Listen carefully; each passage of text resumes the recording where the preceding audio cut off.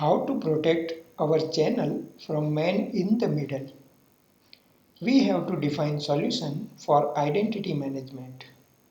Identity management means how Alice can verify that public key received is from Bob only. So how can we do that?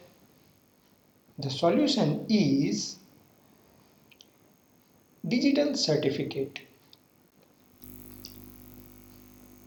What is digital certificate? Let's understand digital certificate briefly. Digital certificate is a document which has many information related to owner. For example, few of the fields are version. X509 is a standard format for public key certificates and V3 is the current version. Serial number. This is the unique ID of certificate. Issuer. Who has issued this certificate? Valid dates. This certificate was issued on some date and valid till some date. Like if you are doing some online course or CCNA, then they are valid for next few years only. Similarly, this certificate has also some validity. After that, this certificate will not be valid. Subject. This section contains all information of owner of the certificate. Like if I am owner of cisco.com, then cisco.com is my common name. This also contains my address detail. So these are some of the basic detail of certificate. But this certificate is not valid. In fact, any certificate in this form is not valid. What is missing that make this certificate valid? Signature. Now this certificate is digital. So how can we sign digital certificate? The solution is digital signature. What is digital signature? How is it working? Is digital signature work same way everywhere? Is it approved by government? Let's take one example here. Bob want to sign one digital document. First, Bob will calculate hash of this document. He can calculate hash using MD5, SHA1 or like so. We are using hash when we are sending big size document over internet. And the good thing about hash is, irrespective of size of doc, hash has fixed bytes like 32. If you change a single bit in document, then its hash value get changed. Now Bob will encrypt this hash. For that, he will bring out his pair of keys. Here, Bob will use his private key to encrypt hash. Provide both info to RSA formula. Get encrypted hash. Now Bob will take original document, insert encrypted hash into it. So this is how Bob is doing digital signature to document. Now let's see how to verify digital signature. Alice want to verify document signed by Bob. First, Alice bring out encrypted hash from document. Alice want to decrypt this hash. Now we know that hash was encrypted using private key of Bob. So Alice need public key of Bob to decrypt. Alice take public key of Bob as that is available to everyone. Apply public key and hash to RSA formula. Get decrypted hash. Now take original document, calculate hash again of that document and verify both hash. Here you can see if someone has tampered doc, then encrypted hash an original document hash will not match. If someone has modified document and signed with his own private key, then Bob's public key will not be useful. This is how digital signature works. So whenever you saw digital signature, you know how it's been signed. And this is approved by various governments, including India and USA. This is one sample certificate took from my system. Here you can see subject section. This certificate is issued to apple.com, issued by apple.com, which means this is self-signed certificate. You can see valid dates, public key info, and the most important field, digital signature.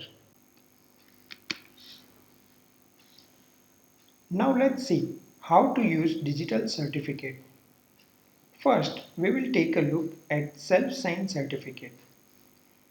Self-signed certificate means my certificate and I am the issuer. So, to understand how self-signed certificate works, let's take one bank example. I got one check. I have filled all information in it, provided my signature to it. I am presenting this check to bank. Bank will say that we do not have record of your signature. In simple word, bank will say that you do not have account in our bank. So first I have to open my bank account, provide copy of my signature to bank. Then next time bank will verify my signature. The same logic work here as well with self-signed digital certificate. Let's see how it works. Again bring back Alice and Bob. Here somehow Bob has already provided self-signed certificate to Alice by pen drive or some other way. So Bob's certificate already present into Alice's machine. This is we call opening account to bank. Alice sent TLS hello to Bob. This is nothing but asking of public key. Bob replied with digital certificate and public key. Actually, public key is part of certificate. Alice verify received certificate with already installed certificate. And if match, then Alice has confirmation that public key is belongs to Bob only. Alice generates symmetric key, encrypt key using public key of Bob, send it over internet, Bob receive key, decrypt it, and establish secure channel of communication. This is the typical flow of TLS we have seen in the beginning of session. Of course, few more info are there like which algo need to use for encryption and what is the key size. But overall flow of TLS is like this. Now, someone has question here that if Alice already has certificate of Bob, then why Alice is asking Bob certificate again? Just use pre-installed certificate and public key to encrypt symmetric key. The answer is, suppose Bob has provided certificate to Alice with valid dates, but somehow Bob's system got crashed or hacked and Bob has to regenerate new certificate. In that case, it is good for Alice that every time establish new TLS connection, better to request latest certificate. And if that is not matched with pre-installed one, then drop connection. So this technique work well if we have installed certificate previously. But on internet, this technique is not viable because we are accessing many new sites daily And how can we grab certificate of each and every site before accessing it? So how can we verify identity without pre-installing certificate? Let's understand with another bank example here. Alice has bank account in Standard Chartered Bank. Got checkbook from the bank. Bob has bank account in Citibank. Alice signed one check for Bob and provided to Bob. Bob submitted check to Citibank. Citibank has no reference of Alice's signature. But Citibank knows that this check authorized by Standard Chartered, and I know Standard Chartered Bank. So Citibank give this check to Standard Chartered and complete the verification. Similar way, certificate authority also works. Let's understand. I want to open one site called cisco.com. For secure communication, I will generate new pair of keys. I will prepare certificate. Fill all information regarding my website. Insert my public key into it. Now I am planning to sign my certificate with Let's Encrypt. Let's Encrypt has its own pair of keys. I will provide my certificate to Let's Encrypt. Let's Encrypt fill issuer's information into certificate.